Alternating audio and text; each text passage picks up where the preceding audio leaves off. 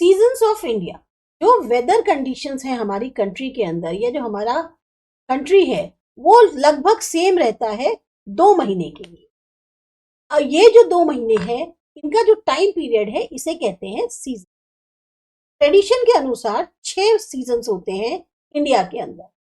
ये है हेमंत, शिशिर, वसंत, ग्रीष्म, वर्षा और शरद। दो जो सक्सेसिव सीजन्स होते हैं उनके बीच में जो डिफरेंस है वो हम हार्डली नोटिस कर पाते हैं वेदर में।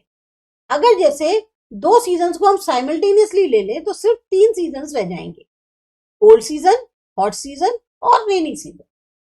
पर ये जो चेंजेस हैं सीजन के, ये अलग अलग तरीके से अनुभव होते हैं इंडिया में। कोल्ड वेदर का मतलब है उसकी जब शुरुआत होती है जब विंटर जो है हम कहते हैं सर्दियां आ गई। इसी तरह से आपने नोटिस किया होगा कि समर्स के टाइम पे टेम्परेचर धीमे धीमे धीमे करके बढ़ने लगता है। जब बरसात आनी होती है, मॉनसून आना होता है, तो हवा में जो है एक नमी आ जाती है, मॉइस्चर आ जाता है और उसके कारण बारिश होती है। जो Indian meteorological department government of India का है दिल्ली में, उसने क्लाइमेट जो है इंडिया को उनको 4 सीजन्स में बांटा है। पहला है कोल्ड वेदर सीजन, विंटर किसको कहते हैं, दिसंबर से फरवरी। हॉट वेदर सीजन समर, मार्च से मई तक। एडवांसिंग मॉनसून यानी रेनी सीजन, जून से सितंबर। और रिट्रीटिंग जाने वाला मॉनसून सीजन, अक्टूबर टू नवंबर। यहां पर आपको एक चार्ट दिया हुआ है। ये जो चार्ट है इसकी मदद से आप ये आसानी से समझ पाएंगे कि हमारे जो सीजन्स हैं वो किस तरीके से डिवाइडेड है।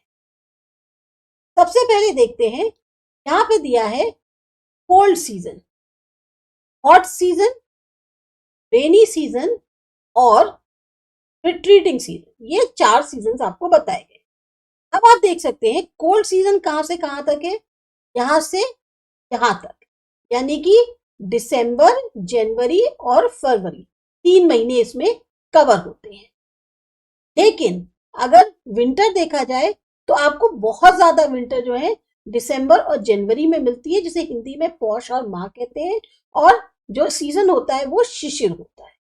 फिर क्योंकि कोल्ड सीजन फरवरी तक चलता है, लेकिन हॉट सीजन में अगर देखें, हॉट सीजन हमने कहा पढ़ा था, मार्च, अप्रैल और मई।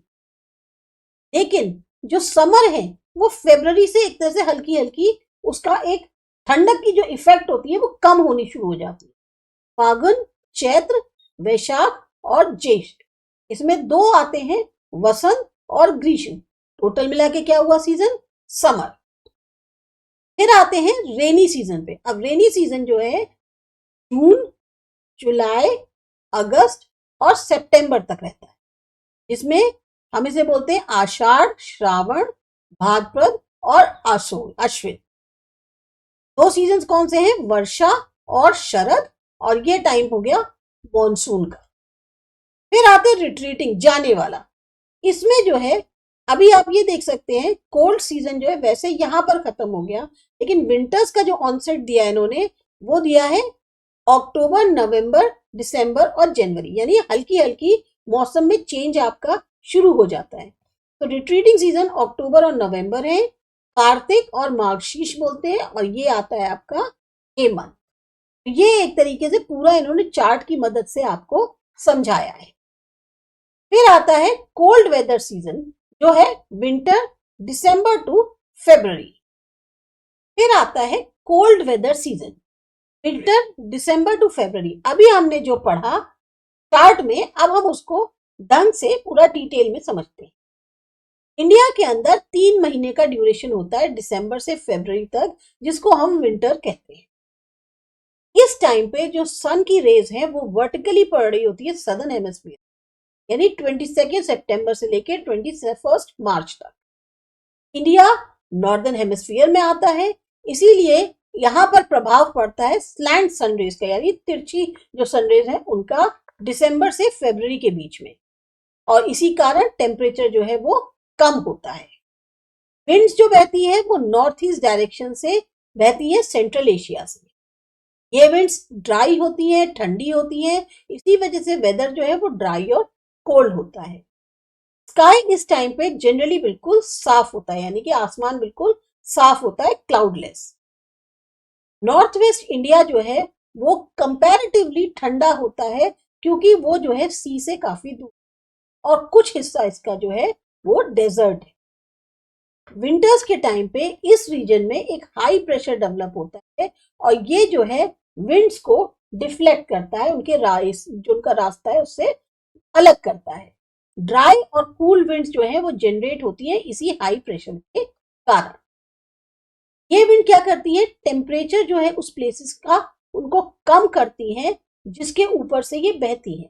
अब जैसे दिल्ली में टेम्परेचर जो है वो 10 डिग्री से नीचे चला जाता है विंटर्स के टाइम पे, और यहीं पे 16 डिग्री रहता है इलाहाबाद में, 18 डिग्री रहता है कोलकाता में। इस टाइम पे टेम्परेचर हिमालयाज में और भी कम होता है। जनवरी टेम्परेचर जो शिमला दार्जिलिंग का है वो लगभग 5 डिग्री है।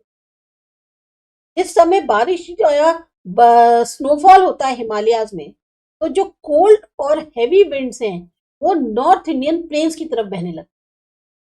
ऐसे में जो प्लेन्स हैं गुजरात और राजस्थान में, वो सबसे पहले इस शीतलहर की चपेट में आते हैं। टेम्परेचर एकदम से गिर जाता है। कुछ एरियाज में जो पाला है वो पड़ने लगता है, जिसके कारण जो कॉटन की क्रॉप है वो फसल बर्बाद हो जाती है।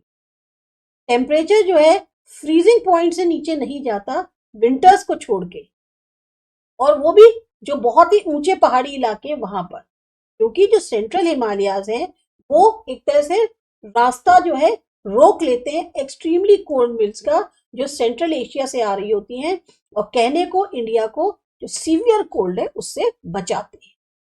अब यहाँ पर आपके इंफॉर्मेशन के लिए दिया है कुछ वेदर टर्म्स ऐसे हैं जो कि आजकल आपको न्यूज़पेपर में बहुत ज्यादा देखने को मिल रहे हैं। पहला है जेट स्ट्रीम। जेट स्ट्रीम क्या होता है, दोनों ही हेमिस्फीयर्स में 30 डिग्री लैटिट्यूड के अराउंड बहुत ही powerful winds pipe shape belt में जो है ब्लो करती हैं हाई स्पीड से एटमॉस्फेयर के अंदर, और हाइट होती है लगभग 8 से 15 किलोमीटर ऊंचाई पर। ये विंड्स कहलाती हैं जेट स्ट्रीम।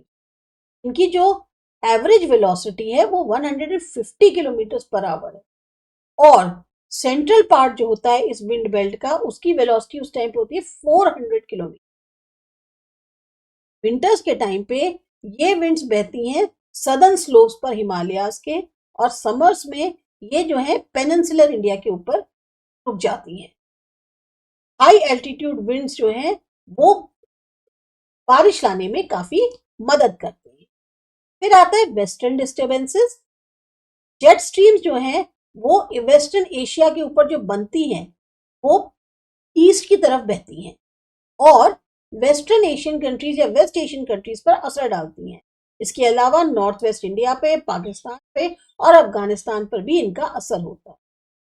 डस्ट स्टॉर्म्स इन डिस्टर्बेंसेस के साथ आते हैं, और उनका असर आपको बांग्लादेश तक देखने को मिल जाएगा। ये डिस्टर्बेंसेस क्रिएट करते हैं, जो हमारा अच्छा सा विंटर वेदर चल रहा होता है उसमें जो है ये डिस्टर्बेंसेस क्रिएट करते हैं नॉर्दर्न इंडिया के। बहुत ही ऊंचे पहाड़ जो हैं उन वहां पे बर्फबारी हो जाती है, प्लेन्स में बारिश हो जाती है, जो कि बहुत ही यूजफुल होती है रबी क्रॉप के लिए। इसके कारण बिना मौसम बरसात हो जाती है, जिसको लोकल तौर पे मावथू बोलते हैं गुजरात के अंदर, और उस बरसात से जो फसल है वो बेचारी जो है खराब हो जाती है। जो कंडीशन साउथ इंडिया में है विंटर के टाइम पे वो बिल्कुल अलग होती है नॉर्थ इंडिया के मुकाबले, क्योंकि साउथ इंडिया किसमें आता है, टॉरिड जोन में, इक्वेटर के पास है, और उसकी पेनिनसुलर शेप है, तो उसका इंटीरियर एरिया जो है वो सी कोस्ट से बहुत ज्यादा दूर नहीं है। इस एरिया में हमें जरा सी भी सीवियर ठंडक जो होती है वो महसूस नहीं होती, जैसे कि नॉर्थ इंडिया में। जैसे हम कहते हैं ना सर्दियों में तो आप यहाँ आ जाते हैं, क्या कहते हैं, नॉर्थ इंडिया में इतनी ठंडक होती है, तो हम लोग कहाँ पसंद करते हैं, ऐसी जगह जहाँ ठंडक कम हो। तो साउथ में जो है ठंडक कम होती है, वहीं साउथ वालों को गर्मी बहुत होती है, तो वो नॉर्थ में आना चाहते हैं कि जहाँ ठंडक हो, तो वेदर जो है वो प्लेजेंट हो। यहाँ पर कोई भी साउथ में स्नोफॉल नहीं होता।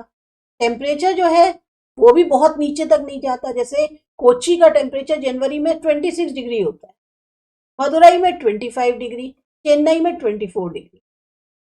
पहाड़ी इलाके जो साउथ इंडिया के हैं वहां पे जो है थोड़ा लो टेम्परेचर वो फील कर सकते हैं। टेम्परेचर नॉर्थ में जो है अगर आप आते जाएंगे तो वो कम होता जाएगा। इंडिया में विंटर्स को बहुत ही प्लेजेंट और हेल्दी सीजन मानते हैं, क्योंकि रातें जो है वो लंबी होती हैं, ठंडी होती हैं, ड्यू जो ओस गिरती है, कोहरा जो है ये बहुत कॉमन है, आपको हर सुबह देखने को मिल जाएगा। पेड़ों पे आप देखेंगे ओस गिरने लग गई होगी। दिन छोटे हो जाते हैं, नाइट्स लंबी हो जाती है। अभी सर्दियों के मौसम है, आप देखेंगे 5:30 बजे तक अंधेरा होना शुरू हो जाता है। कहा गर्मियों में 7:30-8 बजे तक भी आपको ऐसा लगता है कि हाँ अभी हल्का दिन है, वही आपकी तो राइट का जो नाइट टाइम है वो आपका कितना ज्यादा इंक्रीज हो गया है। विंटर्स में जो ड्राई विंड्स हैं वो आती है लैंड मास से, जहां पर बारिश नहीं होती है उस लैंड मास से आती है। पर जो north east winds bay of Bengal से आती हैं उनमें नमी होती है। ये विंड्स जो है ज्यादा बारिश देती हैं कोरोमंडल कोस्ट के ऊपर। नॉर्थ ईस्ट में जो है उसमें कुछ बारिश हो जाती है वेस्टर्न डिस्टर्बेंसेस के कारण या थंडरस्टॉर्म्स के कारण। और ये जो बारिश है ये बहुत ज्यादा लाभदायक होती है रबी क्रॉप के लिए जो पंजाब और हरियाणा में होता है। ये विंड्स बारिश गुजरात में करती है पर बहुत ही ओकेजनल तौर पे, और अनसीजनल रेन होने के कारण गुजरात में इनको माउथू बोलते हैं। फिर आता है लाइक टू नो में कि अभी जो हमने वर्ड्स ऊपर बस हमने पढ़ा जेट स्ट्रीम, वेस्टर्न डिस्टर्बेंसेस, इसी तरह से और एक वर्ड है एल नीनो। एल नीनो क्या है? ये एक स्पेनिश वर्ड है जिसका मतलब होता है छोटा सा बच्चा। ये नाम दिया गया था एक पेरुवियन फिशरमैन के द्वारा, जो चाइल्ड जीसस थे उनके नाम पे इसने जो है ये नाम रखा, क्योंकि इसका जो असर है वो जनरली क्रिसमस के अराउंड देखने को मिलता है। ये जो वार्म करंट है ये ओरिजिनेट्स होता है वेस्ट ऑफ पेरू में, पैसिफिक कोस्ट के अलोंग साउथ अमेरिका के अंदर एटमॉस्फेरिक और ओशियनिक कंडीशंस के कारण। ये करंट फिर क्या होता है वेस्ट की तरफ बहता है और इसका असर जो है इंडिया तक देखने को मिलता है। एल नीनो फिनोमिना जो है ओकेजनल होता है, पर जब भी ये होता है आपको मॉनसून के ड्यूरेशन में चेंज देखने को मिलेगा। ये जो अमाउंट ऑफ रेनफॉल है इंडिया के अंदर उसमें चेंज देखने को मिलेगा। फिर आता है आईटीसीजी। ये जो है एक बहुत ही large low pressure area develop हो जाता है इक्वेटर के ऊपर, जहां पर ट्रेड विंड्स जो है वो आकर मिलती है। इसको इसीलिए कहते हैं inter tropical convergence zone. Trade winds जो है ऊपर की तरफ उठती है एयर करेंट्स की फॉर्म में। जुलाई में ये कन्वर्जेंस जो है या ये जो कन्वर्जेंस जोन है ये ठहर जाता है 20 to 25 degree north latitude. India में ये स्टेबल होगा गंगा प्लेन्स के ऊपर। अब क्योंकि लो प्रेशर डेवलप हो जाता है इस रीजन में, तो विंड्स जो जनरेट होती है ओशियन के ऊपर सदर्न हेमिस्फीयर में वो इस एरिया की तरफ बहने लगती और इसी कारण नॉर्थ इंडिया के कुछ हिस्सों में बारिश होती है। कोल्डर सीजन के दौरान जो कॉन्वर्जेंस जोन है ये साउथ की तरफ शिफ्ट हो जाता है, तो विंड्स जो है वो उनका डायरेक्शन जो है वो नॉर्थ ईस्ट की तरफ चेंज हो जाता है।